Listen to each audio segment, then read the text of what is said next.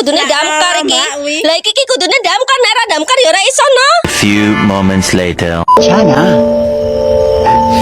괜찮아요. 괜찮아.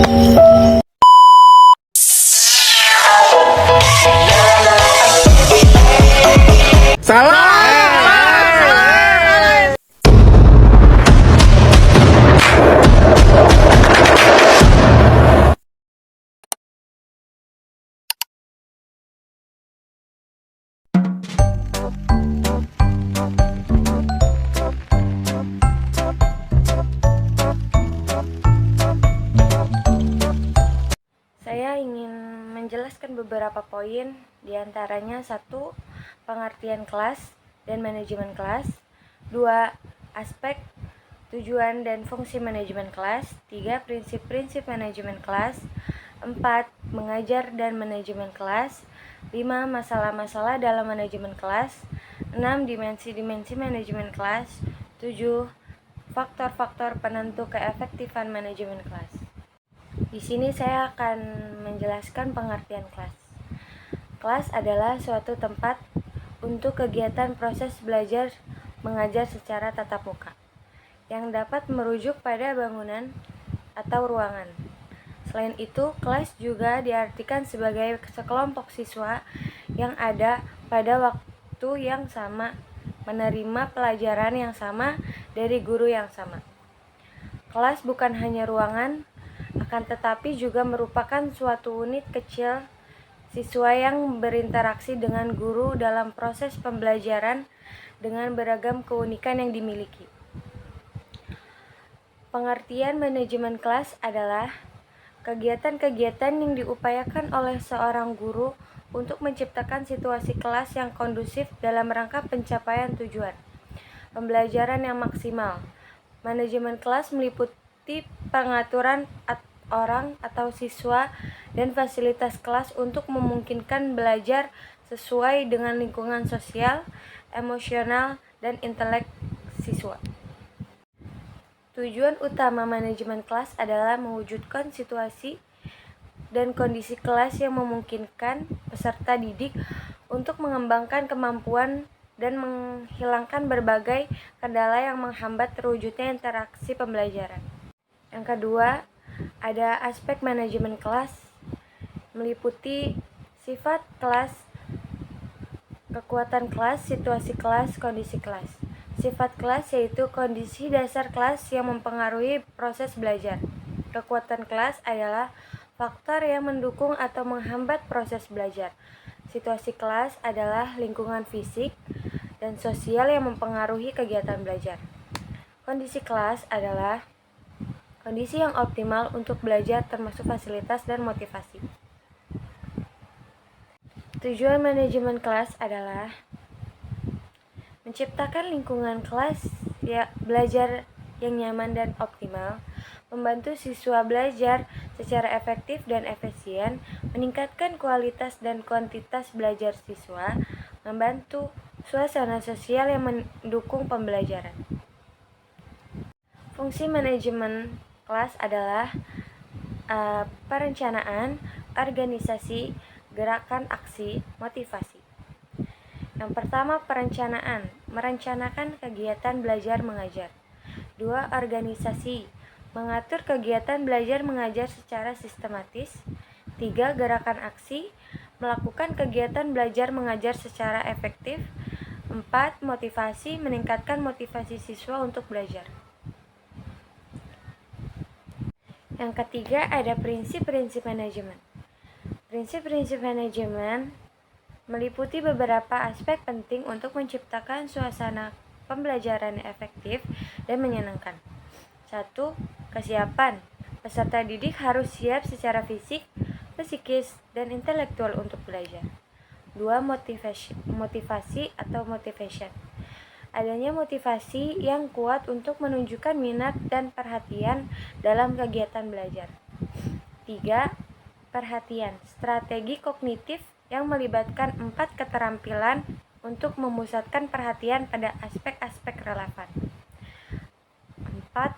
Persepsi. Persepsi yang akurat dan tidak salah dalam proses pembelajaran. 5. Retensi membuat apa yang dipelajari dapat diingat kembali dan bertahan dalam struktur kognitif. Selain itu, ada beberapa sumber juga menambahkan prinsip-prinsip lain, seperti hangat dan antusias, tantangan, bervariasi, penanaman disiplin diri. Dengan itu, prinsip-prinsip ini manajemen kelas dapat menciptakan kondisi yang optimal untuk pembelajaran yang efektif dan menyenangkan. Yang keempat, ada mengajar dan manajemen kelas adalah suatu konsep yang saling terkait dalam proses pembelajaran. Mengajar adalah suatu bentuk komunikasi yang kompleks dengan tujuan memfasilitasi mereka mencapai tujuan pembelajaran. Guru berperan sebagai fasilitator yang membantu siswa memahami dan mengaplikasikan konsep-konsep yang diajarkan. Tujuan utamanya adalah mengajar, memastikan siswa memahami dan mengembangkan kemampuan akademik dan non-akademik mereka. Manajemen kelas adalah kegiatan yang dilakukan guru untuk menciptakan lingkungan belajar yang kondusif dan dinamis. Tujuan utamanya adalah menyediakan fasilitas belajar yang optimal bagi siswa. Tujuan manajemen kelas adalah menciptakan suasana belajar yang nyaman, menyenangkan, dan efektif. Ini meliputi pengaturan ruang kelas, penegakan aturan, dan pengelolaan interaksi belajar mengajar. Faktor yang mempengaruhi seperti kurikulum, guru, dan siswa sendiri mempengaruhi manajemen kelas. Guru harus menciptakan suasana yang memotivasi siswa untuk belajar dengan baik. Dalam keseluruhan, mengajar dan manajemen kelas saling melengkapi untuk menciptakan proses pembelajaran yang efektif dan efisien. Yang kelima, ada masalah-masalah dalam manajemen kelas. Masalah-masalah dalam manajemen kelas dapat dikelompokkan menjadi dua jenis, masalah individual dan masalah kelompok. 1. Masalah individual, seperti kurangnya penguasaan bahasa asing, seperti guru tidak mampu membaca buku-buku sumber aslinya karena kurangnya penguasaan bahasa asing. 2. Kurangnya perhatian siswa secara individual, seperti guru kurang memperhatikan siswa secara individual yang dapat menyebabkan siswa tidak mendapatkan perhatian yang cukup. 3. Perbedaan aspek siswa, perbedaan biologis, intelektual, dan psikologis antara siswa dapat mempengaruhi dinamika kelas. Yang kedua, masalah kelompok, kurangnya kohesivitas kelas, seperti kelas kurang kohesif karena perbedaan jenis kelamin, suku, tingkatan, dan sosial ekonomi. Penyimpangan norma, seperti penyimpangan norma yang dilakukan oleh kelompok seperti reaksi negatif terhadap salah seorang anggota. Yang ketiga, perhatian kelompok yang mudah dialihkan. Kelompok cenderung mudah dialihkan perhatiannya dari tugas yang tengah digarap. Dengan itu, manajemen kelas yang efektif memerlukan perhatian yang sama terhadap masalah individual dan kelompok untuk menciptakan suasana belajar mengajar yang optimal. Yang keenam, ada dimensi-dimensi manajemen kelas. Dimensi-dimensi manajemen kelas dapat dibagi menjadi dua, yaitu dimensi pencegahan dan dimensi kuratif. 1. Dimensi pencegahan merupakan tindakan guru untuk mengatur peserta didik, peralatan, dan format pembelajaran yang tepat untuk menciptakan kondisi yang menguntungkan bagi proses pembelajaran efektif dan efisien. Tujuannya mencegah masalah sebelum terjadi dengan memberikan bantuan positif dan menciptakan lingkungan sekolah yang menyenangkan. Yang kedua, dimensi kuratif. Dimensi kuratif merupakan tindakan terhadap tingkah laku yang menyimpang yang sudah terlanjur terjadi untuk mencegah penyimpangan berlarut-larut. Tujuannya memberikan bantuan kepada murid yang mengalami masalah serius untuk membantu mereka terbebas dari kesulitan tersebut. Yang ketujuh, ada faktor-faktor penentu keefektifan manajemen kelas.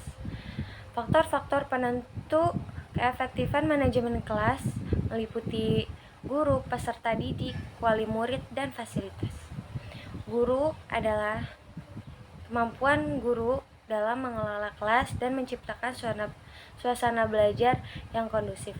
Peserta didik, kondisi sosial, emosional, dan perilaku siswa yang mempengaruhi proses belajar.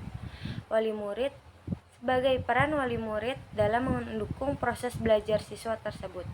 Fasilitas adalah ketersediaan dan kondisi fasilitas belajar yang memadai seperti ruang kelas dan alat-alat belajar.